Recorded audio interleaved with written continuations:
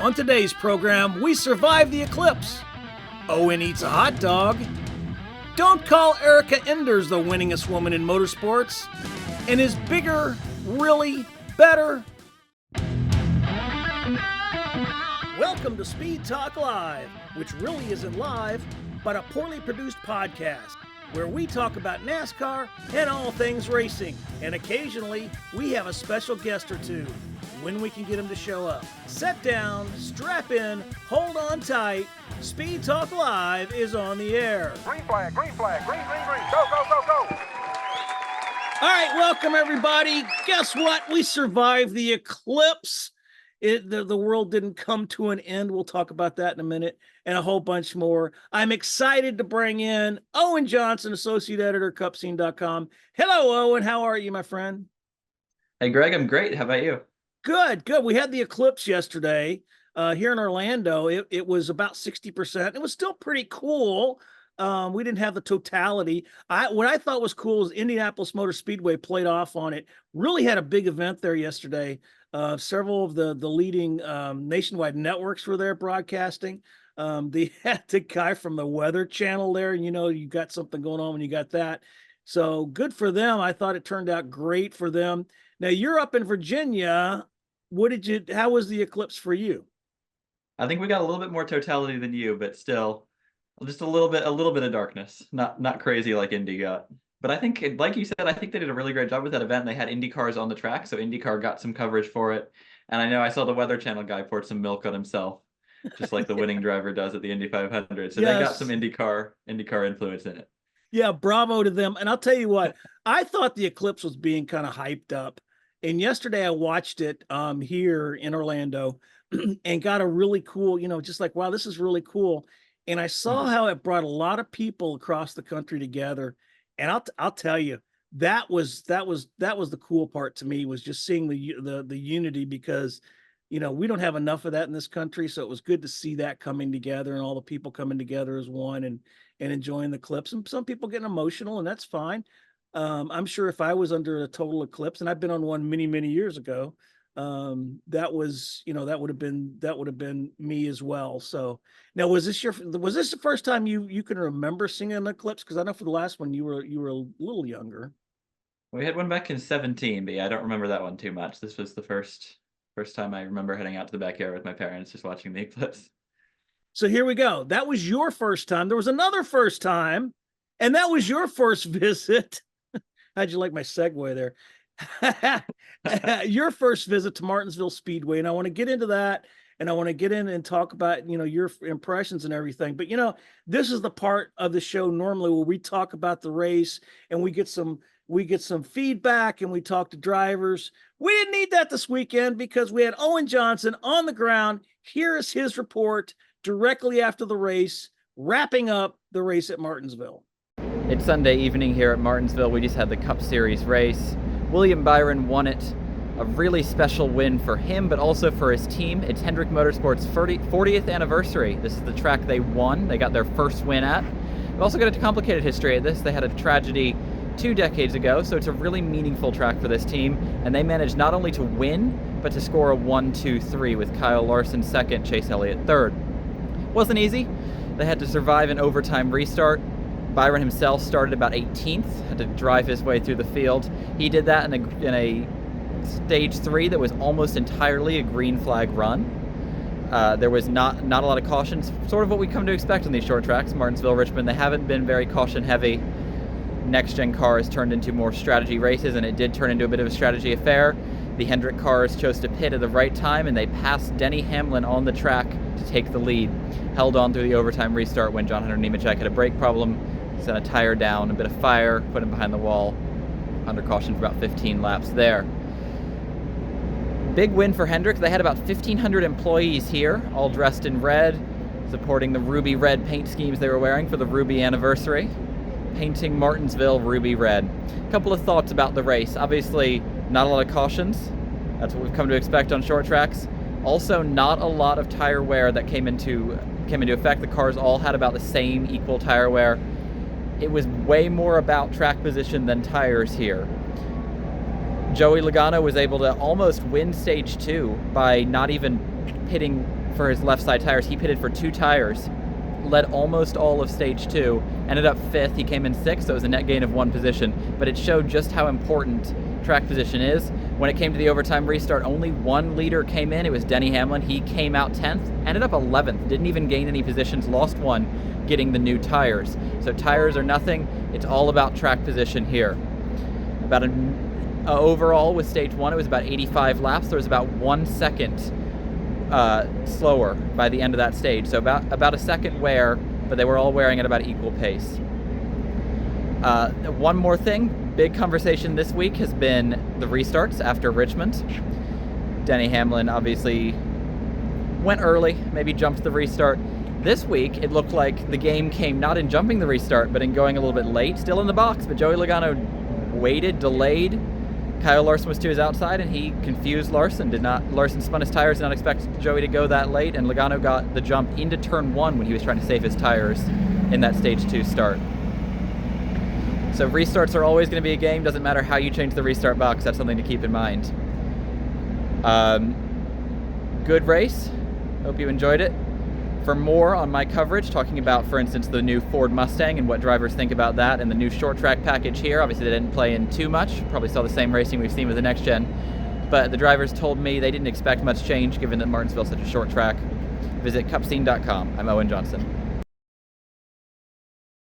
So your assignment this weekend, not only is to have fun and enjoy one of the best tracks in America, but you're going to be eating a Martinsville hot dog. You'll owe us a feature story on the Martinsville hot dog.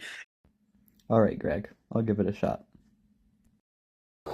It's a busy Saturday here at Martinsville Speedway. We have Cup qualifying, Cup practice, then we have the Xfinity race, so I need to fuel up for lunch. I've got the famous Martinsville hot dog, just $2. See, my first time having it. Let's see my first impressions. Big thing, it is red. That's not a color I would have expected for the hot dog, but give it a shot nonetheless. For $2, you're not getting much for $2 in London for a hot dog, so I'm already predisposed to like it. Let's see what happens.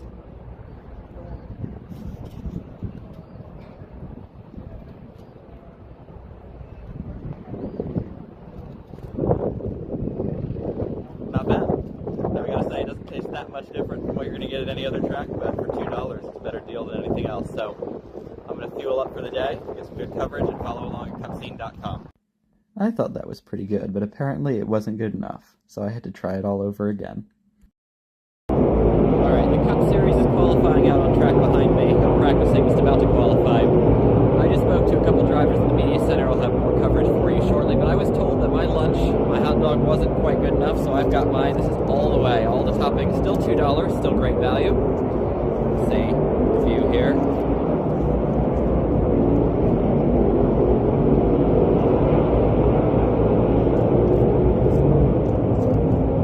There's a lot in that.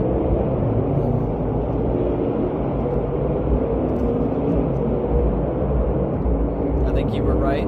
Everyone who said that this needs to go all the way. This is a little bit better. I'm going to stick with this. Have it more later this week. I'm sure I'll have plenty more. Right now, I'm going to grab a jacket, get back in, finish coverage, and see who gets on the pole. With my full review done, we spoke to a couple of drivers in the media center for their thoughts on the famous hot dog. Tyler, I have to ask, have you had a hot dog yet this weekend?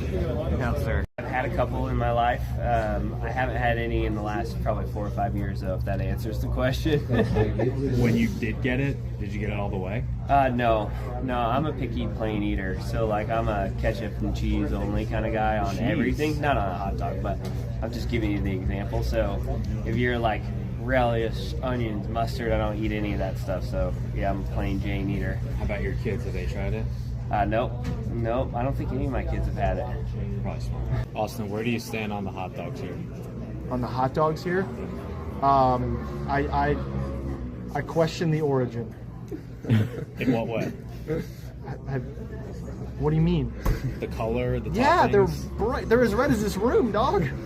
Like, I mean, that's unnatural. Have you tried one? Yeah. What did you think? It tastes like a hot dog. It's just a hot dog, but it's a Martinsville hot dog, which makes it cool. Do you get it all the way?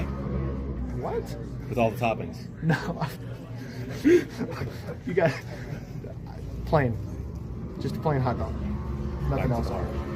Am I the only one who thought he asked that question really strange? For cupscene.com, mission complete.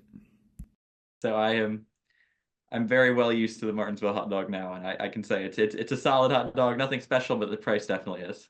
If they had a Purple Heart for Martinsville hot dogs, you could wear it proudly along your chest there, my young friend.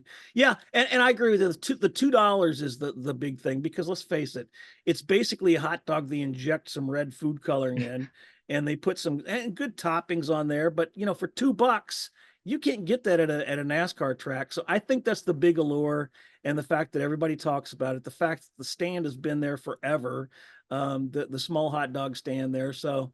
And you're right, when in the media, and for those who don't know, tracks will normally provide us lunch and dinner, sometimes a breakfast, and you can guarantee yourself that when you go to Martinsville, your lunch will be the Martinsville hot dog. And I'm so cheap that no matter what they feed me, even if I don't normally eat it, I'm going to eat it because it's free. So there you go. You had the Martinsville hot dog. You gave us some great coverage.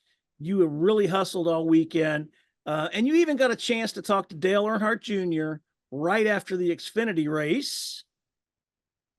What does the performance overall tonight mean for you with the team? We're happy. Good cars, a little bit better than we were here last time. I know we won last time, but a little more speed, I thought, a little more competitiveness. Gibbs boys are fast. They're always going to be quick everywhere you go. But I felt better about our stuff. So what was it like covering that race? Because that press box up there at Martinsville is one of my most favorite press boxes in the world. Yeah, it's right up in turn 1, so you get a really great view of the track. You can see right down all the sight lines, and you can just see all of the action. Some of the bigger tracks, it's hard to figure out who to keep your eye on when you're covering it. Martinsville, the action's always in your periphery, and the Xfinity race, the Cup race, a little bit less passing. I think we'll get into that in a minute. But the Xfinity race, there were battles all throughout the track. There was bumping and banging throughout, to the point they got a little bit criticized. We'll get to that too, but you could see it all from the press box. And and Hendrick in their 40th anniversary, coming back to the track where they started it all, the first win in 1984, where they almost fell apart, and Jeff Bodine. So they celebrated that this weekend. Mr. Hendrick himself was not there this weekend. Come to find out, he had some knee surgery, had knee replacement surgery. The 74-year-old did. And he come to find out, it started giving him trouble in Daytona. And then he went to the Concierge there in Amelia Island and had some difficulty and just couldn't make it to Martinsville. He was supposed to drive the pace car. But to his credit, to Hendrick Motorsports' credit, to NASCAR's credit, they made him available to some of us on Monday. We had a scrum. And, Martinsville, Hendrick has built his legacy there because he's from Virginia, and Martinsville was the first track he's ever went to as a kid. He remembers that. There was a track record, and now that the team has 29 victories there. And it's where he scored, like we said, the first of his 305 wins. And just like he wasn't there for the day of the 1980, when he won in 1984, he wasn't there for that first win. And also the awful day, obviously 20 years ago, when his son, his brother, twin nieces, and key executives were among 10 people killed in a plane crash on the way to the October's races. So he makes the annual trip each spring.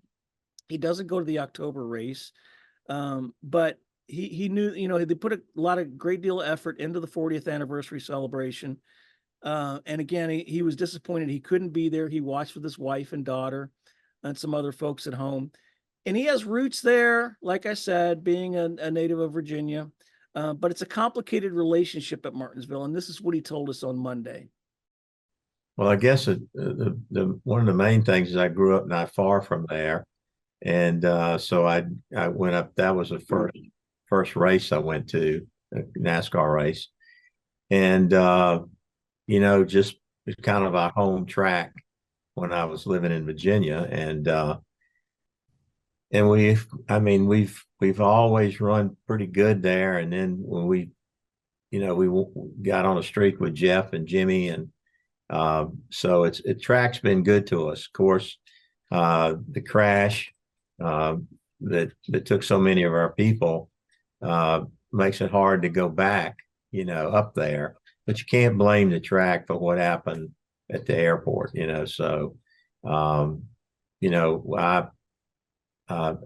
can go to spring race, okay, fall race, no, but it's but still, that's just been a home track, and I remember the modified races there and going up there with my dad and Frank Edwards, who they interviewed on the race yesterday, that actually helped build my dad. And I built my first car when I was 15. He was there yesterday, and he was on the original team. He was on the team there when we won that race. So I didn't know he was going to be there until they introduced him on TV.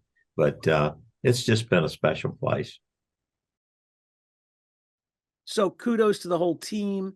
Of course, we had some people on social media talking about it was too scripted. Yeah, well, go to heck. Bigfoot doesn't exist and the world isn't flat. We proved that with the eclipse the other day. So it was just a great effort, and it just shows the dominance they have. They've got the place figured out. So good for them. And Owen, I am so glad you got to go. And of course, the big question: when are you heading back to England? Heading back soon. We have to get our exams in for the end of the year, so we'll be back over there, back across the pond in a minute. But enjoyed my trip home. It was great to get up to Martinsville. And we'll hopefully maybe we'll get together in the fall there. I don't know when your fall break is, but look forward to that. Let's see what other races we can get you to. I will be at the All-Star race at North Wilkesboro next month. But let's turn our attention to some other racing now, because NASCAR is not the only kid on the block. Yeah, we talk about it, but I've also I've covered some races in the NHRA. I've covered some races in Formula One and IndyCar. So I got to talk to one of my favorite racers in the entire world this week. I've been a fan of hers for years. We interacted on a couple of occasions when I was a stringer for ESPN and a stringer for the Tampa Bay Tribune, covering the Gainesville Gator Nationals. NHRA has some great racing, some great events. I got a chance to spend a little time with six-time NHRA champion Erica Enders. All right, we are talking to one of my favorite, not only just people, but racers in the world. A longtime fan I have been of this NHRA racer, Erica Enders. Hi, Erica. How are you? I'm good. How are you? Good. We were just talking. You're in Phoenix, getting ready for the weekend. This will be next week. So, you always, because I don't cover the NHRA, I can kind of take it from a fan standpoint. And I've been such a huge fan of yours for years that anytime you're doing well, the qualifying rounds, and I see you up there and it's like, yep, Erica's got this in the bag. And usually it's true. You have won so many races, but I wanted to talk today about a couple things. The NHRA has grown in popularity over the years, especially in the last couple of years. I think, coming out of COVID, they did really well. You have been doing this. This is incredible to me. You have been doing this since you were 8 years old. Yes, sir. I mean, that's forever. So let me ask you this. Talk about the growth of the sport from your vantage point since you've been a part of it. Oh, man. I mean, before I started junior drag racing when I was 8 years old, I grew up at the track watching my dad race. So I've been a part of drag racing my entire life, literally. But the coolest aspect of it for me would probably have to be like the amazing platform that NHRA provides for, like in Gainesville, for instance, all 4 pro winners were former junior dragster drivers. They got their start in drag racing because of the Junior Drag Racing League. And I think that's why you see so many of the younger guns racing professionally now, and then women as well. So I think it's really awesome. And yes, the sport has grown. It has the largest sanctioning body. I am stoked to be a part of it. It obviously runs in our blood for many generations, but certainly means a lot to me. When I was talking to Glenn Cromwell a couple of weeks ago, F1 has their Drives to Survive. Netflix, the Netflix Drive to Survive, and then you've got NASCAR did their show, right? Well, and something I remembered because even though I'm old, I don't remember too much, but I do remember this, the 2003 movie, the Disney movie, Right on Track. And it was about you and your sister. And don't tell your sister, but I've had a crush on her for a couple years. But it's in all seriousness, that movie came out. So, I mean, you guys have been kind of doing that long before it was cool with F1 and Netflix. And Glenn talked about they're in this kind of discussions to do something similar. What about doing a remake of something like Right on Track or something like that? I know Flow Sports did something last year, but would you be all in on trying to do maybe a remake what was geared more towards reality and where you had not an actor playing you, but doing you and maybe the focus is on what you go through? Yeah, I'd probably be up for it.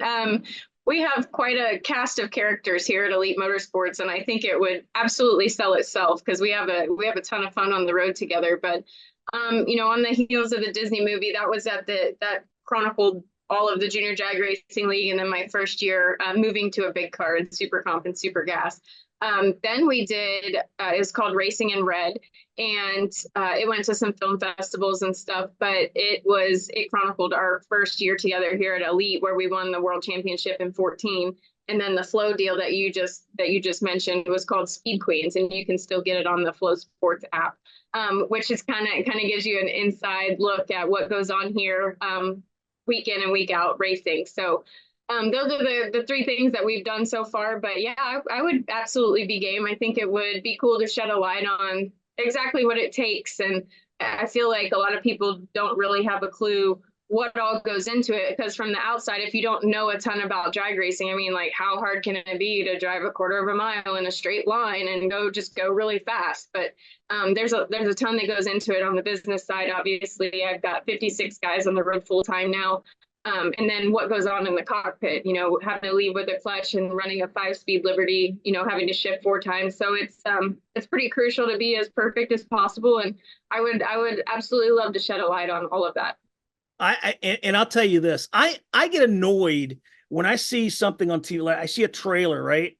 On TV and go, well, that looks like a fantastic show. That looks like a great show. Now on, Max Plus, which I don't have. So it's like, I'm going to shell out money for another streaming service. But I swear to God, Yeah. if NHRA did something like that, it featured you guys, because I think you're right. I think one of the things that fans don't, or people who see this sport, and it's kind of like in NASCAR when they just go around in circles, but when they really see everything that goes on in that, it is not easy. And I think in the whole world of stock cars, right? When we talk about NASCAR and stock cars, I don't think there is a stock cars as you guys in the pro stock division of NHRA. I think it's the closest to a genuine stock car you see on a racetrack. Because they got funny cars, they're great, and you've got the top fuel, and those are great. But to me, the thing about the stock cars, the pro stock division, is how close they are to actual stock cars and actual street cars, even though you've got all the safety and the speed and all that. And watching, I wish somebody could see the inside of that when you make a run, because you're right. You're not just sitting there and pointing that thing straight down the track. You got a lot going on, man. And the fact that, you mentioned your championship, you got 6 of those. Okay. We do. You are the winningest woman in motorsports and driving a pro stock, which I think is one of the toughest things to wheel in the world. Not to take anything away from my friends at NASCAR, but to do what you do, and to see that and to watch a run is incredible. And that's I think it's just one of the coolest things for me in the world to see. And the pro stock division is one of the toughest. And the fact that you are the winningest woman in motorsports, I think is just incredible. But let me kind of pivot that, because I don't like to, when we talk about diversity in different things, I'm all for it. Everybody should be on an equal playing field.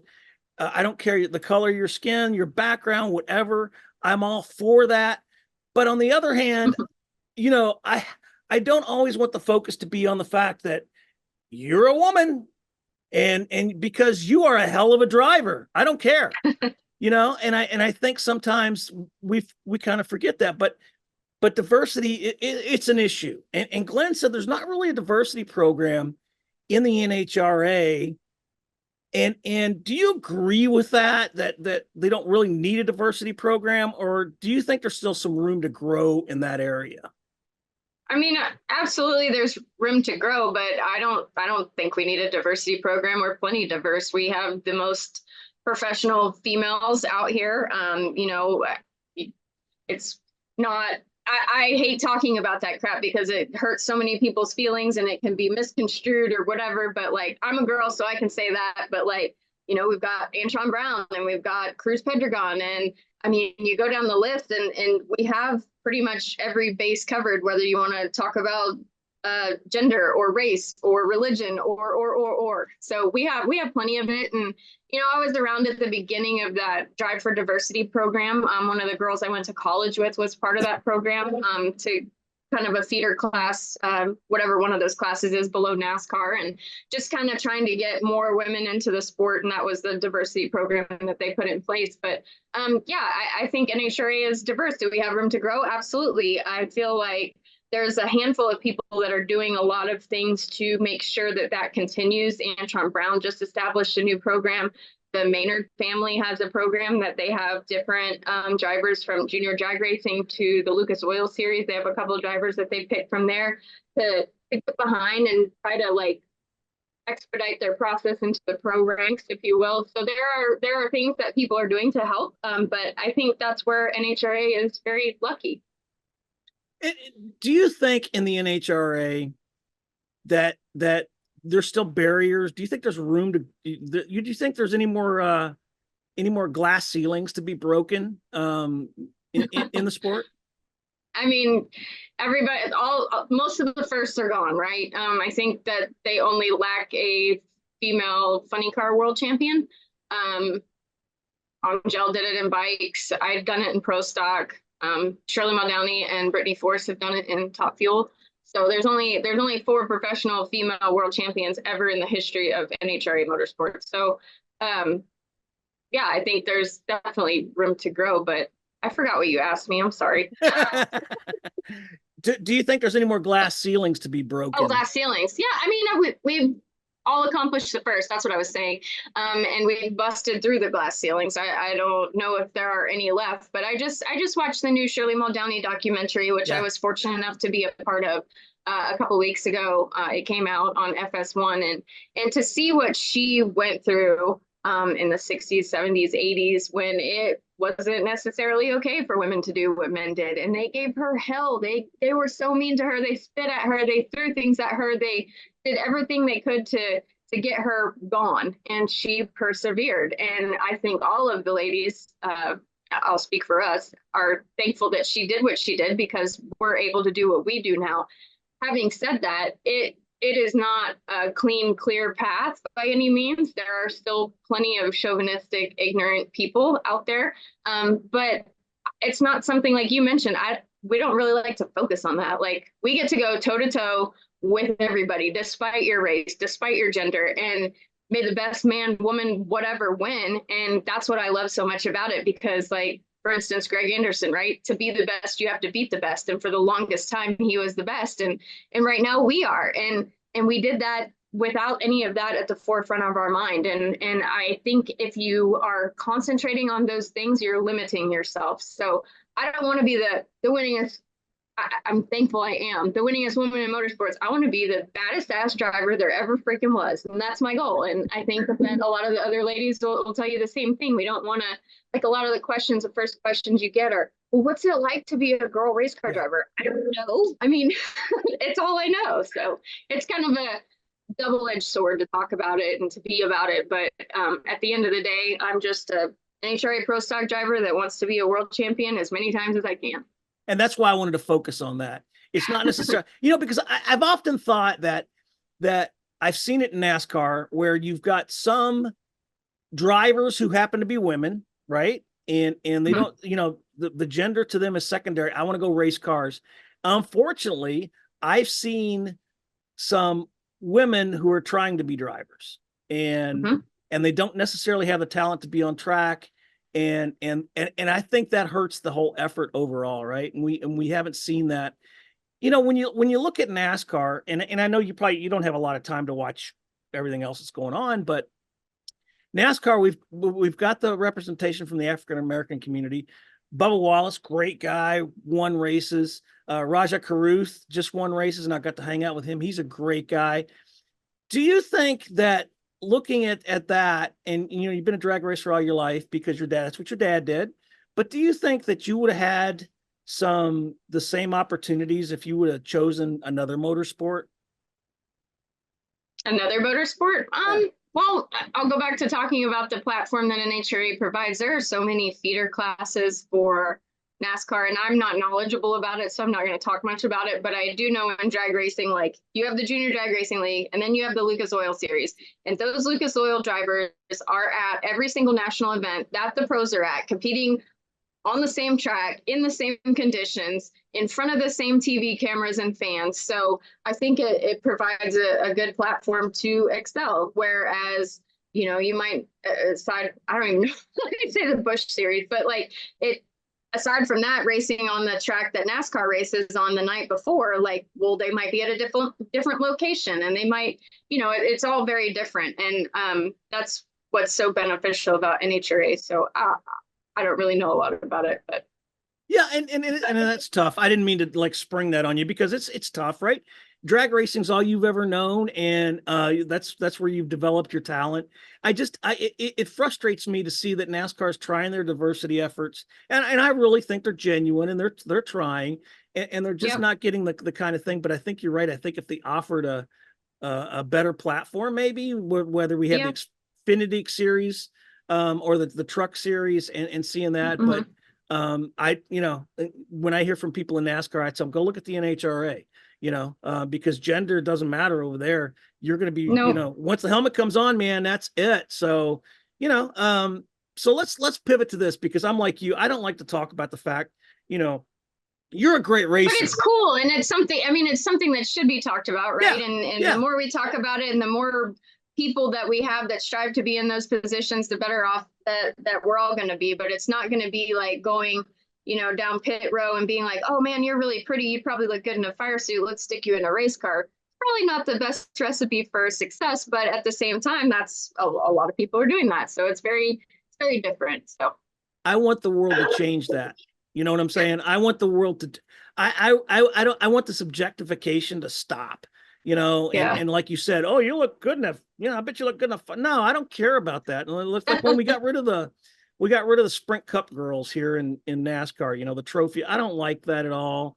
But hey, let's focus on something else here, because I want people to come see an NHRA race. If they're a motorsports fan, 200-mile-an-hour stock cars in few seconds, watching those things pedal down the track, and it doesn't just point itself and go straight. It's a lot of hard work.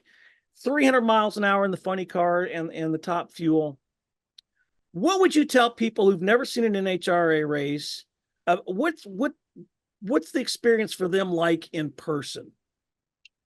There are so many great things about our sport.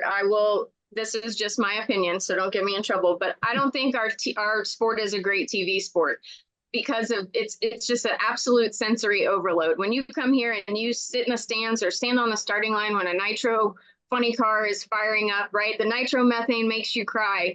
They have 11,000 horsepower. They're like rumble your organs on the inside, right? And they stomp on the throttle, and it's just like, oh my God, you have to plug your ears unless you want to bust your eardrums. So you're crying, your smell, your sight, everything's vibrating. So like, I feel like you have to be here to experience the awesomeness of our sport. Also, every ticket's a pit pass. Like, I've been to my fair share of NASCAR races, which I think is extremely impressive, and our sport can learn a lot from them. But you have to have like presidential security clearance to get hot passes or to get on a pit box. Well, when you buy a ticket here at NHRA Drag Race, it is a pit pass. You can come to the back of our pit, watch us work on our race cars, get autographs and pictures with all of the drivers. So you are like front row seat or in the locker room at any stick and ball sport. So I think that's what's so awesome about drag racing. And at a lot of the tracks, kids 12 and under get in free. So it's a really great family experience. So if you haven't done it, I challenge you to do it. And I promise you will be hooked. And I agree with you. I remember going to the Gator Nationals to cover it for ESPN and standing on the starting line, and somebody grabbed me, and I want to say it was I forget who it was, but he grabbed me, come stand here. And I had ear protection in. And let me tell you something. I spent 23 years in the Army. I've had mortars thrown at me that didn't scare me as much as the first time a top fuel car launched off the flipping line. I really That's accurate. Yeah, yeah. And I want people to see that, and I want people to come out and experience that. You brought up a good point. You're right. It's hard to do a TV broadcast of NHRA because you've got so much going on in between. And I want people to come out and see it. And I want people to come out and see it, not just because it's great racing and there's great pit, the pit access and everything. My kids, I took them to the Gator Nationals and they had nitro and eggs, and nobody understands that unless you've been there, where you're eating breakfast and your eyes are stinging and burning from the nitro. I mean, I want them to come experience that. But at the end of the day, they're also going to see the most level playing field in motorsports. They're going to see women competing against men, African Americans competing against women. You've got the Hispanic representation. It is the most level playing field in motorsports, and that's why I want people to come out and see it and feel it and experience it.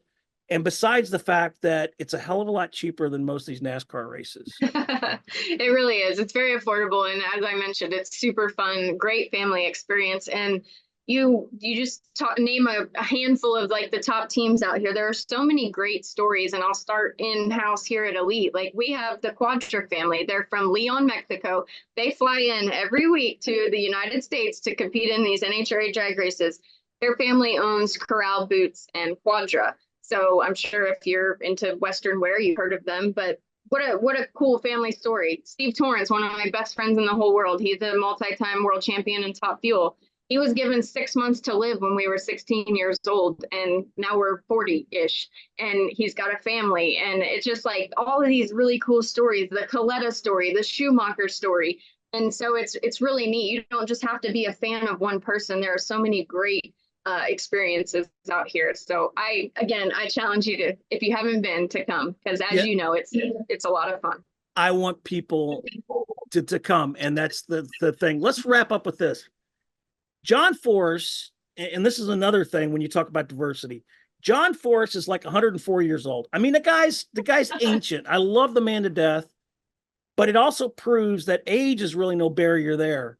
So let me ask you this: how long do you have an end game? Does Erica Enders have an end game? How long are you going to race? I guess my favorite answer would be as long as I can. You mentioned John Force. He's 74-ish years old. He's in the finals from Pomona, by the way, that we're completing this weekend. I'm in the finals against Dallas Glenn. I'm a girl. He's an older gentleman. Like, you can go on for as long as you want. Of course, your reflexes are probably going to slow down as you age and things change and whatever. The only stopping point for me would be like, and I know this sounds not great, but I've always wanted a family, and I'm getting older.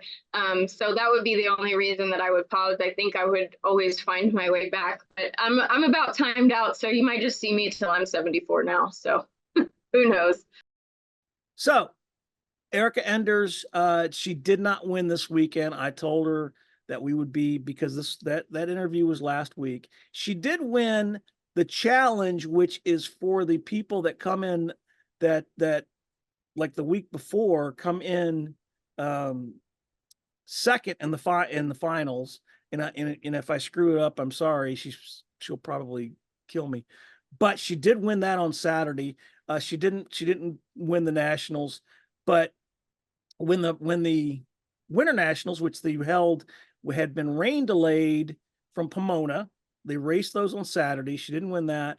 And then Sunday they had the Arizona Nationals. She didn't win that either. But you know what? It's still early in their season, and she's got a lot more chances to win, and she certainly will. And I could see easily a 7th championship on her. I'm going to have an article that I talked to Glenn Cromwell, who's the president of the NHRA. That article will be tied into what you just heard. And the focus is going to be on diversity, because if you look at the NHRA versus NASCAR in terms of diversity program, NASCAR has a big diversity program, the Drive for Diversity. They have graduates. Kyle Larson Raja Caruth, different people, and they really strive for diversity. Well, the NHRA doesn't have a diversity program. And as Erica touched on in our interview, she doesn't really like to talk about gender. She will, and she'll defend it. But the NHRA is one of the most diverse racing programs in the world. And I would put them up against anybody. If you look at the NASCAR Drive for Diversity, their heart's in it. They're really trying their best. I think they still have a long way to go. They're heading in the right direction. But like Erica said, it doesn't matter if you're black, white, women, or Hispanic, America. It doesn't matter. Everybody is on the same playing field over at the NHRA. I would love to see that in NASCAR someday. And think about it. You talk about Rick Hendrick not being there at Martinsville this weekend. He's 74 years old. Well, 74-year-old John Force won the Winter Nationals that they redid on Saturday in Phoenix. 74 years old, the dude's still winning. What would you think, Owen, if you saw a guy that was 74 years old out winning a NASCAR Cup Series race? I mean, we're getting drivers retiring in their early 40s at this point. That would be incredible for NASCAR. I did not realize that's really impressive. That's all I can say. And I think one thing NASCAR's lacking, we've got Raja Caruth, we've got Bubba Wallace, we've got Daniel Suarez, another graduate of the Drive for Diversity program. We don't have a good female driver in NASCAR. And I would love to get to the point where, like Erica said, where it doesn't matter about gender. Let me clarify something here before we get too far ahead in this. When I'm talking about women in NASCAR, I am referring to the NASCAR Cup Series, not the Xfinity Series, not the Truck Series. I'm specifically referring in this conversation to the NASCAR Cup Series. And it's like I told her, I know there are women who have raced who are there's some who are race car drivers who happen to be women and others who are trying to be women race car drivers. And we've had a couple of both in this series. The last person we had was Danica Patrick, and she was a race car driver who happened to be a woman. I don't count her among the others. She had the talent. She certainly had the talent to be in the sport. I'm sorry it didn't work out for her. I would love to see somebody like that. More than one, more than two. Let's have 3 or 4. I think it would be great to get, because the parity's coming together with the next gen car. I would like to see another female or 2 or 3 or 4. That's the only thing we're lacking. And again, it's not because it's not NASCAR's fault. They're really trying. And I hope we see that really soon in the sport. And I know it's hard for you, Owen, because you're a young guy, right? And your whole life has been about equity and diversity and all of that. And I can remember the days when it wasn't, right? And now to see how far we've come has been fantastic, and see how far we still have to go is also a little disconcerting, because I certainly want everybody to be welcomed in the sport, whether you're a fan or whether you're sitting behind the wheel. And I don't know, do you have on your radar, Owen, do you have a female driver you think you would like to see in the sport? Well, I know a female driver in the sport who I think has a lot of talent, and that's Haley Deegan, who moved up to the 15 AM racing car this year in the Xfinity Series. I can't remember if she won or almost won an SRX event last year, impressing with guys like Kyle Busch, Tony Stewart in the field there. So we know she has the talent and just has to find the right car. Struggled in the Truck Series with Thor Sport, but the Truck Series, the Xfinity Series, sometimes they're not always indicative of driver talent, with some of the drivers in the middle of the pack being very aggressive, taking some of the younger drivers out. We'll see. I think she has the talent. I just think she needs to find some of the results, and I think hopefully those will come together for her. And I kind of put her in the mold of Danica Patrick. She's definitely a race car driver who happens to be a woman. And I agree with you. I think if she could find the right equipment, if she could find the right crew chief combination, the right team combination, she certainly could make a splash. And I hope she does, because I genuinely like her. I've met her a couple times, and she has that same kind of and people don't get this when you watch on TV. The thing when I first saw Danica Patrick, and I've told her this personally, the first time I saw Danica Patrick and I heard she was coming into the sport, I saw a picture of her in a bikini splayed out on a race car. And I thought, oh my God, what do we don't need that, because we've had, I don't want trophies, which is why, as I mentioned to Eric in the interview, I'm glad we got rid of the Sprint Cup girls. Nothing against them, but we don't need trophies. We don't need to be objectifying women. But, and that's what I thought about when I first saw Danica Patrick. When I first met her at an ARCA test and got to interview her, the determination in her eyes and her willingness to get out there and mix it up with everybody really impressed the hell out of me, to be quite honest. And I could see that it didn't matter to her that she was a female. It mattered to her that she was in a competitive car and that she could be out there and be racing. And it was a shame that it didn't work out for her. And I see that in the same kind of determination with Haley Deegan. And I really hope that we get, that she moves up. But I also hope we have somebody else out there that moves up through the ranks. And I didn't come prepared for any names, but I know there's some in the world of outlaws who are trying, and some of the late models. And let's see that. I would love to see that in the sport. And I would love to see that come to fruition, but we'll see. And what the future holds, and NASCAR's in the right place. It just got a little bit of work to do. Just rant and rave like you do to the TV during sport. All right, this week's rants. I know probably your rant, Owen, is probably you need some more hot dogs. But Denny Hamlin this week talked about that we need to fix the racing. And something he said, and I respect Denny Hamlin. I'm not a race car driver. It's certainly not a NASCAR driver. But one of the things he said this week was that kind of had me scratching my head. He said that there are drivers now who are only raced in next-gen cars, and they're going to become only next-gen drivers. And once they adapt to the next-gen car, they're never going to be good for anything else, to which I say the old-fashioned term poppycock. And the reason I say that is this gen car is actually the seventh generation NASCAR race car. And there were times back in the late 90s and early 2000s when we were constantly changing the cars.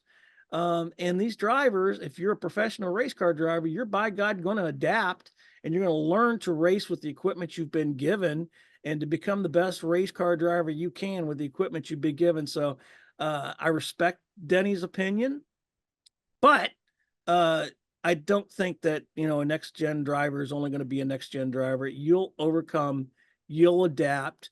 But I know you talked to another driver this week who had kind of a different take on it. Well, we talked to Kyle Busch, and Kyle Busch has talked about has mentioned that he's kind of struggled with adapting to the next gen car on some of the short tracks. And I think what it comes down to for me is, to Denny's point, the cars are significantly different. It's not so much the same difference as adapting from the Gen 4 to the Gen 5, where they're both similar stock cars set up to go fast on an oval. This car is very different from previous cars because it's set up to go fast on road courses, so it's very equally balanced. It's a lot bigger, a lot heavier, and it's just a general overall different setup. And you're seeing that on the short tracks where the aero is coming into play, when aero hasn't really been an issue on short tracks with previous generations of cars. So it is, I think to Hamlin's point, it is a pretty significant difference. And I think that's what's hurt some of the old-fashioned drivers, perhaps, like Kyle Busch, who's more used to driving the classic stock car on a short track. But like you said, that's what being a race car driver is learning how to adapt, even when it's a massive change. And some of these young kids will be used to driving this type of car, but if we get the old type back, their job is to adapt to it too. And I know you, but and on a kind of a related note, you talked to Justin Allgaier too, which is the beauty of being a racetrack. You can just, if you need to talk to a driver, you go talk to him. And he kind of told you something different when it comes to the Xfinity series and their drivers. Yeah, he told me that what we're seeing in the Cup Series, and it's sort of a product of the new car, I think a lot of drivers have said, which is a heavier stronger car and with less power, so you have to push a little bit harder on some of these restarts. We saw, for instance, I don't think the TV coverage covered this at all, but Austin Cindric was just booted out of the way on the last lap coming to the line. And that's sort of the product of the racing you're getting in the Cup Series right now. So Allgaier told me that they're just drivers driving way over their head in the Xfinity Series because they think that's what the kind of racing you need to be doing to win is. And I think looking at the Xfinity race, I think it had, 11 cautions? There's some merit to that. There were some gratuitous wrecks in the back of that pack. Caught up drivers like Deegan, for instance. Yeah, and Haley did get caught up in something. And again, a lot of that stuff, it's not her fault.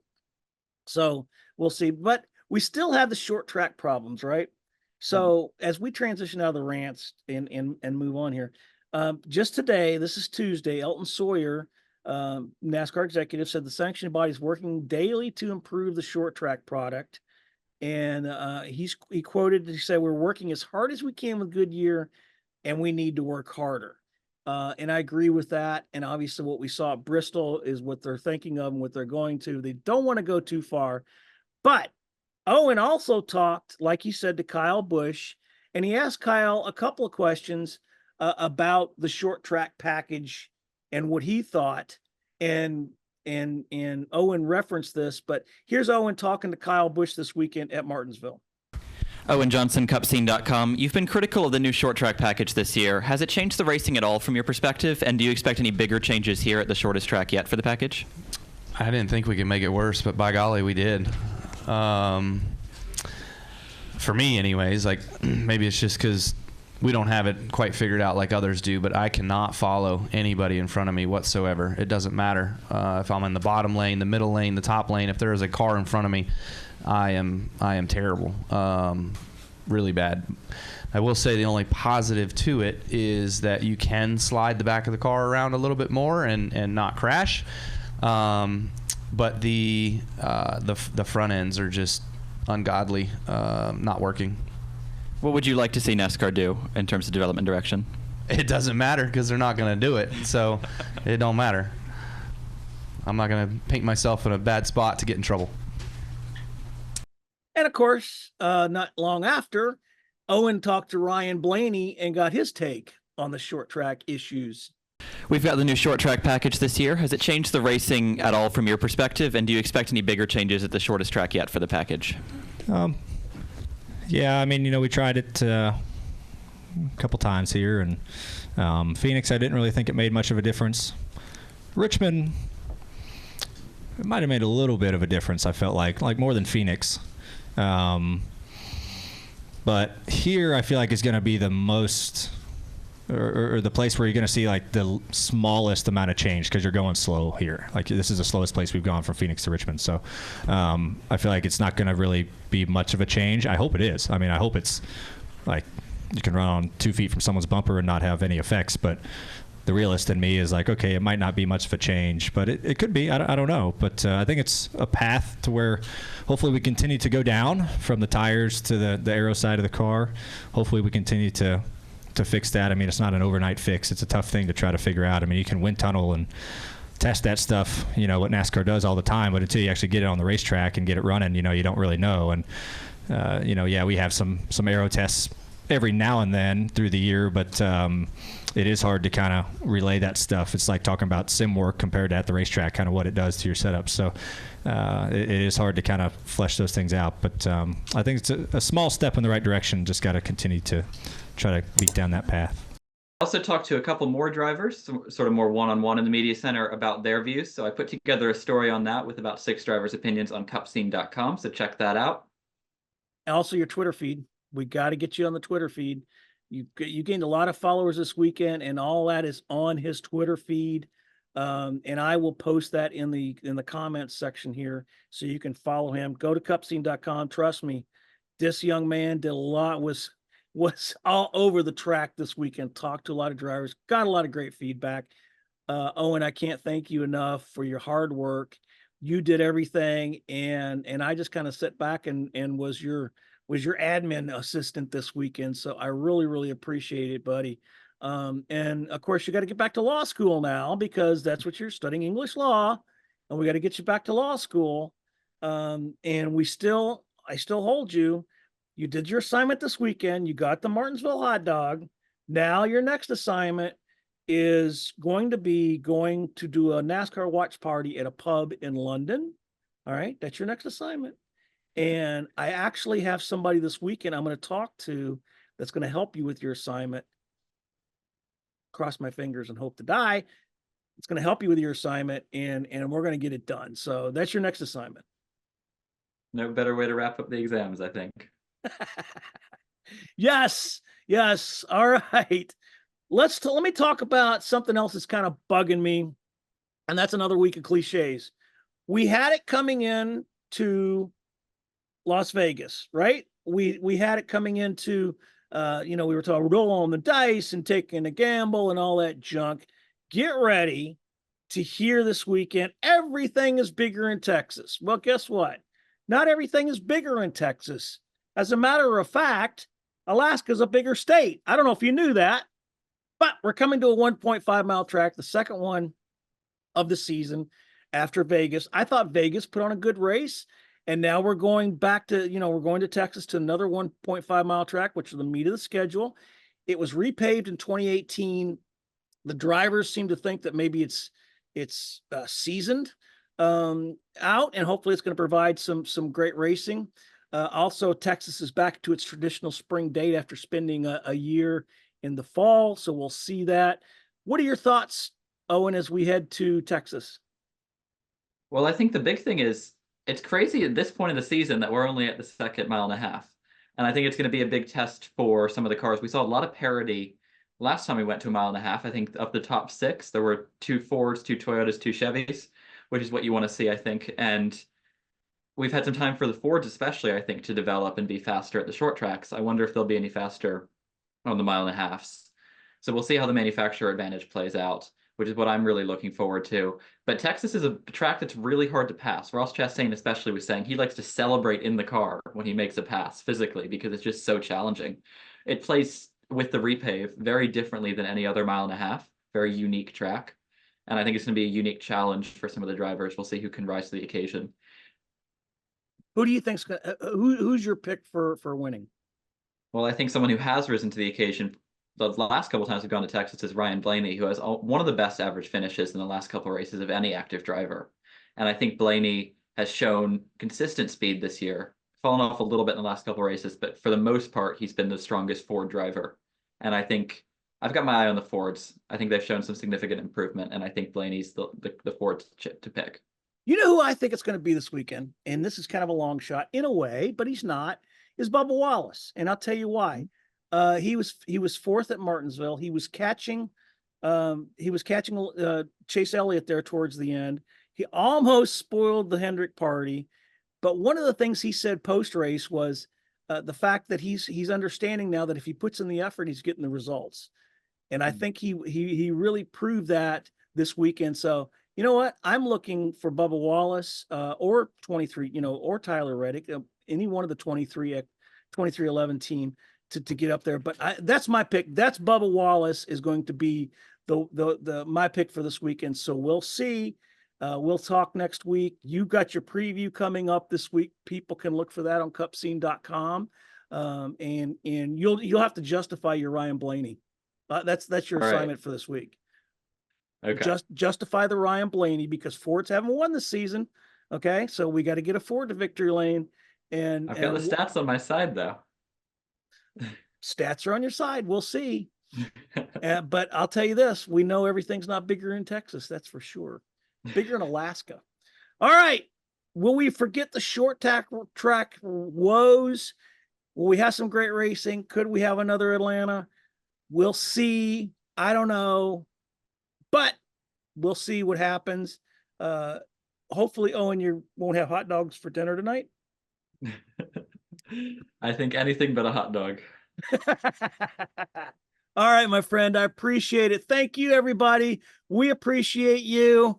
Make sure you like, make sure you comment, make sure you subscribe. Have a great week. We'll see you next time. Bye, everybody.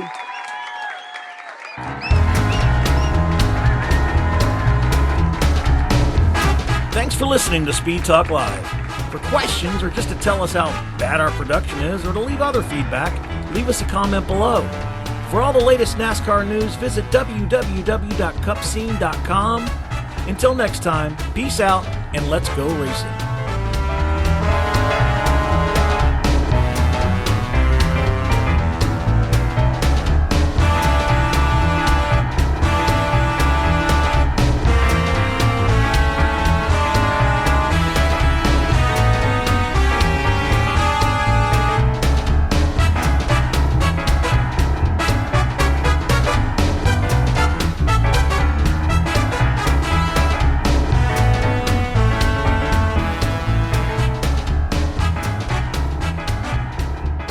All right, there's the checkered flag. Great job, driver.